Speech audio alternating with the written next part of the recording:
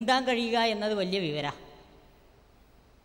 പഴയ തോണിക്കാരൻ്റെ കഥ ഓർമ്മയുണ്ട്. വലിയ ആയത്തു ഹദീസ് ഓതുന്നതിന് പകരം ചെറിയ ഒന്ന് രണ്ട് കഥ പറഞ്ഞ് അവസാനിപ്പിക്കാനാണ് ഞാൻ വിചാരിക്കുന്നത്. കാരണം അതിന് പറ്റിയ പാകത്തിലാണ് ഇപ്പോൾ നമ്മളെല്ലാവരും ഇരിക്കുന്നത്. ഗംഭീരമായ പ്രസംഗങ്ങളൊക്കെ കേട്ട് ചടച്ചിരിക്കുകയാണ്. അതുകൊണ്ട് തന്നെ വലിയ ആയത്തൊന്നും ഞാൻ ഓതുന്നു നിങ്ങൾ വിചാരിക്കേണ്ട, വലിയൊരു പ്രസംഗവും നടത്തുന്നില്ല. കാരണം നിങ്ങളുടെ മുഖം ഭാവമൊക്കെ തിരിച്ചറിയാൻ എനിക്ക് സാധിക്കുന്നുണ്ട്. അപ്പോൾ കോളേജിക്ക് എന്നും കുട്ടികൾ തോണിയിലാണ് പോക്ക്. ഏത് കോളേജിൽ നിന്ന് ചോദിക്കരുത്, കഥ പൊളിഞ്ഞു പോകും. അപ്പോൾ ഏതായിരുന്നാലും കോളേജിലേക്ക് പോകുമ്പോൾ ഈ തോണി തുഴയുന്ന ആൾ പഴയ കഥയാണ് കേട്ടോ, പുതിയ കഥയൊന്നുമല്ല, പുതിയ ഇറക്കുമതിയല്ല. അപ്പം ഇനി കഥയിൽ മടപ്പ് വേണ്ടാന്ന് വിചാരിച്ചാണ് അഡ്വാൻസ് ആയിട്ട് ജാമ്യം എടുക്കുന്നത്. അപ്പോൾ കോളേജിലേക്ക് കുട്ടികളിങ്ങനെ പോകുമ്പോൾ ഈ തോണിക്കാരന് ഒരു 50-55 വയസ്സായിട്ടുണ്ട്. ചെറിയൊരു ഷെയ്ഖായി മാറിയിട്ടുണ്ട്. അപ്പോൾ തോണിക്കാരന് വിവരമില്ല എന്നുള്ള വിവരം കുട്ടികൾക്ക് നല്ലോണം ഉണ്ട്, വേറെ ഒരു വിവരമില്ലെങ്കിലും. അതുകൊണ്ട് തന്നെ കുട്ടികൾ പാപ്പാട് ചോദിക്കും, പാപ്പ നിങ്ങൾക്ക് മാത്തമാറ്റിക്സ് അറിയുമെന്ന്. ഈ സാധു തന്ത പറയും, മക്കളെ മാത്തമാറ്റിക്സ് ഒന്നും ഈ ഉണ്ടായാരെ ഞാൻ പഠിച്ചിട്ടില്ല എന്ന്.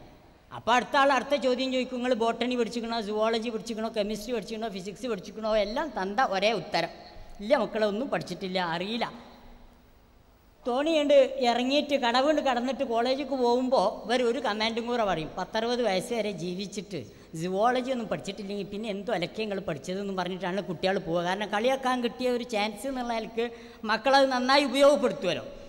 ഏതായിരുന്നാലും ഒരു ദിവസം ഹലാക്കിൻ്റെ മഴ, കാറ്റും കോളും വന്ന് കൂലം കുത്തി ഒഴുകുന്ന ഈ മലവെള്ളപ്പാച്ചിൽ തോണി മറിയും എന്ന ഒരവസ്ഥ എത്തിയപ്പോൾ തോണിക്കാരൻ എത്രയോ ഈ ജാതി മലവെള്ളപ്പാച്ചിൽ കണ്ടതാണ്, തോണി മറിഞ്ഞതുമാണ്. പാപ്പാക്ക് വലിയ ബേജാറൊന്നുമില്ല, പക്ഷേ ഇതിൽ ഈ പഠിപ്പുള്ള മക്കൾക്ക് മുഴുവൻ ഭയങ്കര ബേജാറ്.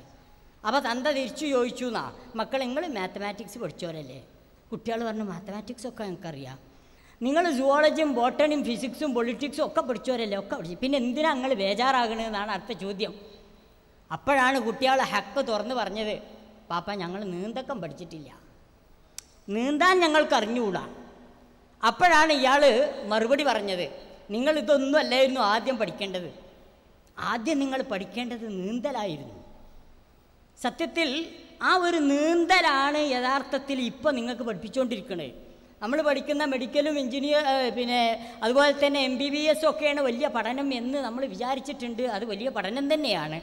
പക്ഷേ മറ്റൊരു നിലക്ക് ചിന്തിച്ചാൽ നാം ഒരു വിശ്വാസിയായി ജീവിക്കുന്നിടത്തോളം കാലം നമ്മുടെ വിശ്വാസങ്ങൾക്ക് കുഴപ്പം പറ്റാതിരിക്കാനും യഥാർത്ഥ മുസ്ലിമായി ജീവിക്കാനും നമുക്ക് കിട്ടേണ്ട ഏറ്റവും വലിയ ഒരു അറിവ് ലാ ഇലാഹ ഇല്ലല്ലാഹയെക്കുറിച്ചുള്ള അറിവാണ്. ലാ ഇലാഹ ഇല്ലല്ലാഹയുടെ അർത്ഥം അറിയാത്തവരാരുമില്ല, അർത്ഥമറിയാത്തവരാരുമില്ല. എല്ലാവർക്കും അറിയാം ലാ ഇലാഹ ഇല്ലല്ലാഹ് എന്ന് പറഞ്ഞാൽ അല്ലാത്തവർ ആരാധ്യനില്ല. പക്ഷേ എന്താണ് ഇതിൻ്റെ ആശയം? അത് ഉൾക്കൊള്ളുന്നിടത്ത് നമ്മൾ വലിയ വീഴ്ച പറ്റിയിട്ടുണ്ട് മുസ്ലിം ഉമ്മത്തിന്. മുസ്ലിം ഉമ്മത്തിൻ്റെ ഈ അധപ്പതനത്തിൻ്റെ പ്രധാന കാരണം അത് തന്നെയാണ്. ലാ ഇലാഹ ഇല്ലല്ലാഹ് ഉൾക്കൊള്ളേണ്ട രൂപത്തിൽ ഉൾക്കൊണ്ടില്ല, അള്ളാഹുവിനെ മനസ്സിലാക്കേണ്ട രൂപത്തിൽ അവർ മനസ്സിലാക്കിയില്ല എന്ന് ഖുർആൻ പഠിപ്പിക്കുന്നു. അതുകൊണ്ട് ഈ വിവരം നമ്മൾ ആർജിച്ചേ മതിയാകൂ. ഇവിടെ ശിർക്കൻ വിശ്വാസങ്ങളിലേക്ക് വഴുതി വീഴുന്ന വലിയ ഒരു വിഭാഗം ജനങ്ങൾ വാദിക്കുന്നത് പടച്ചോനെ പോലെ വേറൊരു പടച്ചോണ്ടെന്ന് ഞങ്ങൾ വിശ്വസിക്കുന്നില്ല എന്നാണ്. അങ്ങനെ വിശ്വസിച്ചാൽ ശിർക്ക് വരൂല എന്നാണ് ഇവർ ധരിച്ചു വശായിരിക്കുന്നത്. അള്ളാഹിനെ പോലെയുള്ള കഴിവുള്ള വേറൊരു അല്ലല്ല. ലോകത്ത് ഇന്നേ വരെ കൊടിയ ശിർക്ക് ചെയ്ത ഒരു മുശ്രിക്കും യഥാർത്ഥത്തിൽ ഇങ്ങനെ ഒരു വാദം വാദിച്ചവരായിരുന്നില്ല. അള്ളാഹിനെ പോലെ വേറൊരു അള്ളണ്ടെന്ന് ഇന്നേ വരെ അബൂജഹലടക്കമുള്ള മക്കായിലെ മുശ്രിക്കുകളും മറ്റൊരു മുശ്രിക്കും വാദിച്ചിട്ടില്ല. നമ്മൾ വിചാരിക്കുന്നത് ഇങ്ങനെ ആണ് വിശ്വസിച്ച് കഴിഞ്ഞാൽ പിന്നെ നമ്മളടുത്ത് ശിർക്ക് വരൂലാന്നാ. മൗലാന അൽത്താഫ് ഹുസൈൻ ഹാലി എന്ന് പറയുന്ന ഉറുദു കവി അദ്ദേഹത്തിൻ്റെ മുസദ്ദസിൽ ഈ വിഷയത്തെ നന്നായി പരാമർശിച്ചിട്ടുണ്ട്. करे गैर गर्बत के पूजा तो काफिर जो बैठा ये खुदा तो काफिर जुगे आग पर बहर सजद तो काफिर कवाकिब में माने करिश्म तो काफिर.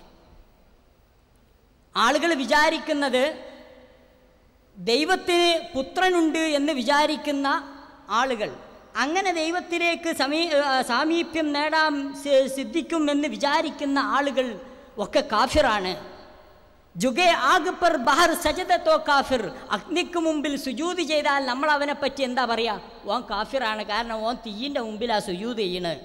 കവാക്കിബ് മെ മാനെ കരിഷ്മത്തോ കാഫിർ, നക്ഷത്രങ്ങളിൽ ദിവ്യശക്തി ദർശിച്ചാൽ അവരെക്കുറിച്ചും നമ്മൾ പറയുക അവർ കാഫിറുകളാണ്, സത്യനിഷേധികളാണ് എന്ന്.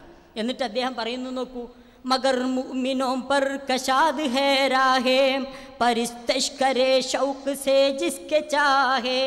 എന്നാൽ വിശ്വാസികൾക്ക് വളരെ വിശാലമായ മാർഗങ്ങൾ വിശ്വാസികളുടെ മുമ്പിലുണ്ട്. ആരെ വേണമെങ്കിലും യഥേഷ്ടം ആരാധിക്കാം എന്നിടത്താണ് വിശ്വാസികൾ നിൽക്കുന്നത്. നബി കോ ജോ ചാഹേ ഖുദാ കർ ദിഖായേം ഇമാമോം ക റുത്ബാ നബി സേ ബഡായേം. അവർക്ക് വേണമെങ്കിൽ നബിയെ കൊണ്ടുപോയിട്ട് പടച്ചോൻ്റെ മേലെത്താൻ പറ്റും. പിന്നെ ഇമാമോം ക റുത്ബ നബി സേ ബഡായേം, ഇമാമീങ്ങളെ സ്ഥാനം കൊണ്ടുപോയിട്ട് നബിൻ്റെ അപ്പുറത്തേക്ക് എത്തിക്കാൻ പറ്റും.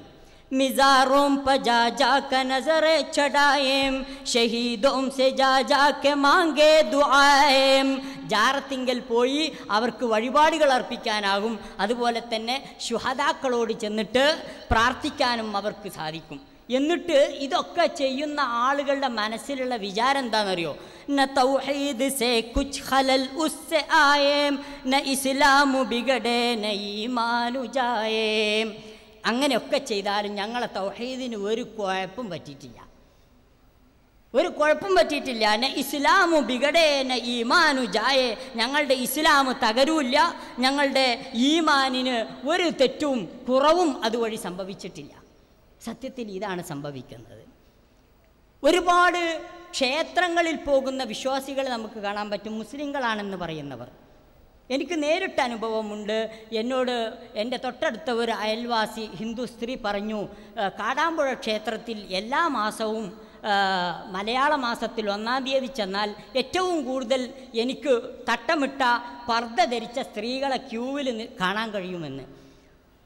ആ കാടാമ്പുഴ ക്ഷേത്രത്തിൻ്റെ കാര്യദർശി ഒരിക്കൽ പത്രസമ്മേളനം നടത്തിയിട്ട് പറഞ്ഞു, ഇവിടെ കിട്ടുന്ന വരുമാനങ്ങളിൽ ഏറ്റവും കൂടുതൽ വരുന്നത് മുസ്ലിമീങ്ങളിൽ നിന്നാണ്, മുസ്ലിം സഹോദരങ്ങളിൽ നിന്നാണ്. ഇത് പ്രസിദ്ധപ്പെടുത്താത്ത, പരസ്യപ്പെടുത്താത്ത ക്ഷേത്രാധികാരികളും ഉണ്ടാകും, ഇല്ലാത്തവരുമുണ്ടാകും, പരസ്യപ്പെടുത്തുന്നവരുണ്ടാകും. രണ്ടായിരുന്നാലും ഇത്തരം പ്രവർത്തനങ്ങളൊക്കെ സംഭവിച്ചു പോകുന്നു എന്നത് ഒരു യാഥാർത്ഥ്യമാണ്. നല്ല ഒരു പെയിൻ്റ് അടിച്ച അത്യാവശ്യം കാണാൻ കൊള്ളാവുന്ന ഒരു ജാറത്തിൻ്റെ അടുത്തുകൂടെ ബസ് പാസ് ചെയ്തു പോകുമ്പോൾ എപ്പോഴും കാശിടുന്ന പ്രവണത നമ്മുടെ നാടുകളിലൊക്കെ കാണാറുണ്ട്. പ്രത്യേകിച്ച് മലപ്പുറം ജില്ലയിൽ അത്തരം പ്രവർത്തനങ്ങൾ എപ്പോഴും കാണാറുണ്ട്. ജീവിച്ചിരിക്കുന്നവർക്ക് ഹാഫിൾ ഇബ്രാഹിം പറഞ്ഞതുപോലെ 10 പൈസ കൊടുക്കാൻ മടി കാണിക്കുന്ന ആൾക്കാർ എത്ര വലിയ സംഖ്യ കൊണ്ടുപോയിട്ടും വേണമെങ്കിൽ ഈ ജാറത്തിൻ്റെ ഭണ്ഡാരപ്പെട്ടിയിൽ നിക്ഷേപിക്കും. അഹ്യാഉനാ ലാ യുർസഖൂന ബിദിർഹമിൻ വബിഅൽഫി അൽഫിൻ തുർസഖുൽ അംവാതു. ജീവിച്ചിരിക്കുന്നവർക്ക് ഒരു ദിർഹം കൈകൊണ്ട് കൊടുക്കുമ്പോൾ കൈ വിറക്കുന്ന ആൾക്കാർ വബിഅൽഫി അൽഫിൻ തുർസഖുൽ അംവാതു, മരിച്ചോലെ ആ ജാറത്തിങ്ങ കൊണ്ടുപോയിട്ട് ലക്ഷക്കണക്കിന് ദിർഹം വേണമെങ്കിൽ കൊടുക്കാൻ തയ്യാറാണ്. മല്ലി ബിഹല്ലിൻ നായിമീന ബിഹുഫറത്തിൻ ഖാമത് അലാ അതാബിഹ സ്വലവാതു. അവിടെ മരിച്ചു കിടക്കുന്ന ആൾക്കാരെ ഒരു സൗഭാഗ്യം നോക്കും നിങ്ങൾ. സ്വലാത്തായ സ്വലാത്ത് മുഴുവൻ അവിടുക്കാണ് പോണത്.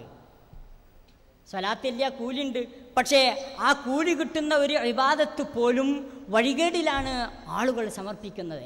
അവിടെ വെച്ചാണ് നമസ്കാരങ്ങളും ഖുർആൻ പാരായണങ്ങളും അതുപോലെയുള്ള ഇബാദത്തുകളൊക്കെ നടക്കുന്നത്. ഇവിടെയൊക്കെ ആളുകൾ വിചാരിക്കുന്നത് എന്താണ്? ഇതൊന്നും ശിർക്കായിട്ട് ബന്ധപ്പെട്ട സംഗതിയല്ല, ഇതൊക്കെ ആളുകളെ കൂട്ടുപിടിച്ച് ചെറിയ ഒരു സഹായാഭ്യർത്ഥന മാത്രമാണ്. സത്യത്തിൽ ഇത്തരത്തിൽ മരിച്ചുപോയ മഹാത്മാക്കളിൽ നിന്ന് ഗുണം പ്രതീക്ഷിക്കുന്ന ഇത്തരം പ്രവർത്തനങ്ങളൊക്കെ, അത് ഏത് രൂപത്തിലുള്ള പ്രവർത്തനങ്ങളാണെങ്കിലും അത് ബഹുദൈവ ആരാധകരെ സ്ഥാപിക്കലാണ് എന്ന് തന്നെയാണ് പ്രമാണങ്ങൾ നമുക്ക് മനസ്സിലാക്കി തരുന്നത്. അല്ലാതെ വേറെ ഒരു പടച്ചോനെ സങ്കല്പിച്ചുണ്ടാക്കലല്ല. നബി സല്ലല്ലാഹു അലൈഹി വസല്ലമയുടെ കൂടെയുള്ള സ്വഹാബികൾ അവരുടെ ഒരു അനുഭവം പറയുന്നുണ്ട്. അബൂ വാഖിദുൽ ലൈസി പറയുന്നു, ഖാല ഖറജ്നാ മഅ റസൂലില്ലാഹി സ്വല്ലല്ലാഹു അലൈഹി വസല്ലം ഇലാ ഹുനൈൻ വകുന്നാ ഹദസാ അഹ്ദും ബിൽ കുഫർ. കുഫറിൽ നിന്ന് അടുത്ത കാലത്തായി ഇസ്ലാമിലേക്ക് വന്ന ആളുകളായിരുന്നു ഞങ്ങൾ